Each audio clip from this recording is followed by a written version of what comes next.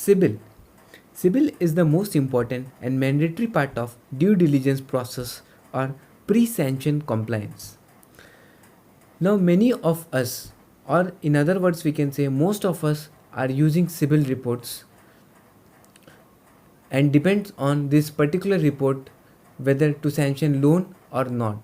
In fact, many of the rate of interest are linked to the CIBIL score. But in today's video, we are going to learn the many intricacies of CIBIL reports. And trust me, we are going to learn some very new concepts of CIBIL which I am sure you would not be aware of. So hi guys, my name is Rahul Srivastav and let's start our video. Now starting with, you might be seeing this red cross line which is known as control number. What is this control number? The control number is something like this. Now if a customer thinks that there is something wrong with his or her CIBIL report, then this control number is very useful in raising the dispute. And it is always a good practice to mention this control number in your note on proposal. Now moving on, there are two kinds of score which you will get. Now this red box which I have made is CIBIL TransUnion score and the other score is personal CIBIL score. So what are the difference between the two scores? Let us understand in detail. Now this credit vision score, as you can see over here, it works on CIBIL's latest algorithm and it reflects 36 months of credit history. And the concept of this entire credit vision score revolves around limit of not only credit card but it also tracks the frequency of loan and payment ratios. In other words, we can say, or in summary we can say, that it gives a better score considering the overall risk perception. Now what is personal loan score that you would have seen in the CIBIL reports? Now personal CIBIL score is something different from credit vision score. How? Personal loan score gives 24 months of history and it is basically focused only on unsecured loans that we take, which means that the algorithm is basically considered on unsecured personal loan that we borrow or we take. So there is no mention of secured loans under this personal loan score. That is the reason you might have seen a difference between the two scores. Now it depends on you on which score you want to depend based on your need of sanctioning the loan. Now over here you can see the ID proof numbers. For confidentiality clause, I have removed the identification number.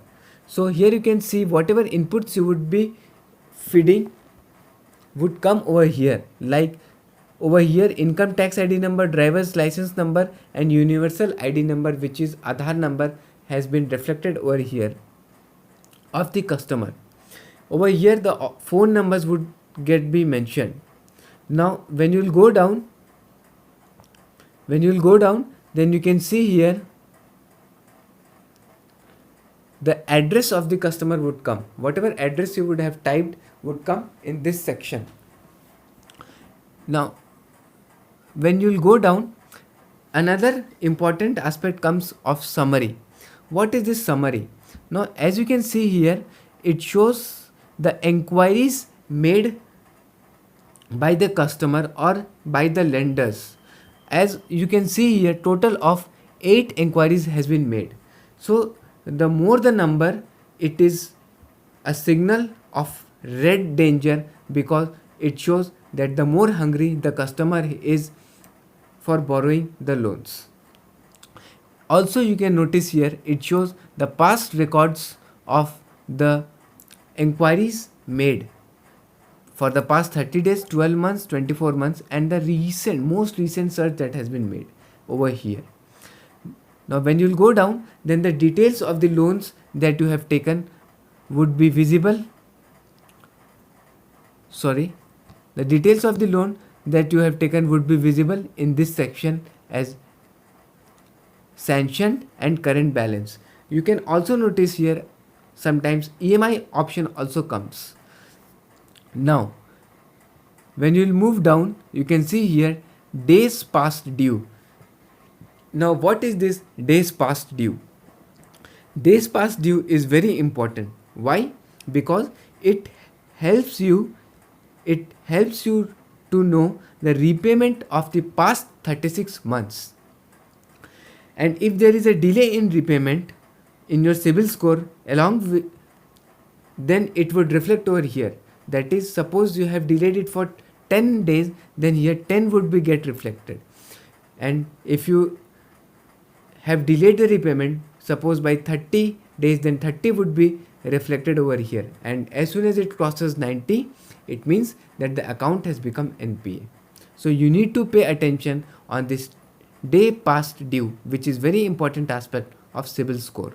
And it always moves from left to right. As you can see here, it always moves from left to right. Now moving down, now you can see here whatever inquiries has been made by the customer would be reflected over here in detail. As you can see here, the inquiry amount would also come and the inquiry purpose would also be reflected over here along with the date of the inquiry. Now this is the brief of the what you should check and see in the CIBIL score as a pre-disbursement compliance.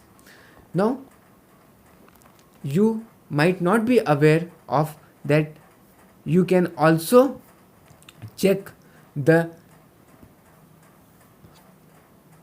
suit filed cases account in the CIBIL report without logging in. How? I'll tell you. When you will log in the internet by typing CIBIL, then this website will get opened. And after opening of this website, you need to go to the down, and in the down you can see here suit filed cases. Now once you click on the suit filed cases, it will ask you for agree or disagree, and you need to sign on agree.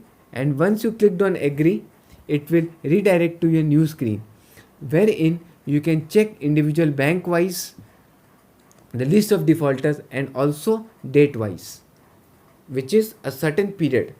Let us see how. See, suit file cases year 2002 onwards. So there are two aspects. One is defaulters of 1 crore and above and willful defaulters of 25 lakhs and above. So if I want to check willful defaulters of 25 lakhs and above, I'll simply select either credit institution wise list or state union territory wise list. Suppose I want to check credit institution wise list, I'll click on that and then I will select the period. Suppose I want to check up till 31st of March 2020 and I'll click on this arrow button. Now once I have clicked on this arrow button, it will redirect me to another screen which will look something like this. Just wait for a moment, it is getting open.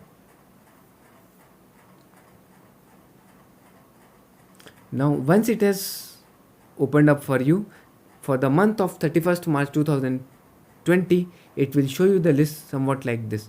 Now suppose I want to see for Bank of Maharashtra, you can see here the total number of records and the total number of outstanding amount in lakhs.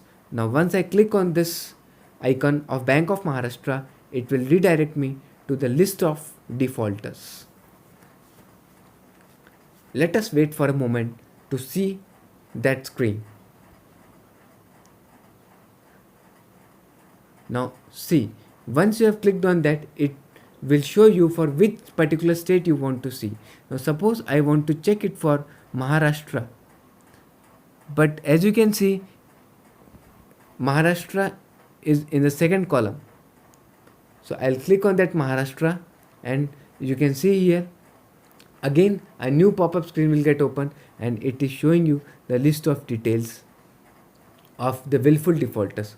So I hope this would help you a lot in knowing the intricacies of CIBIL report.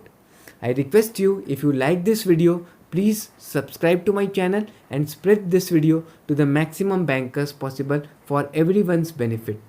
Thank you. So my Rahul Srivastav for you is signing off. Till then, bye bye. Take care.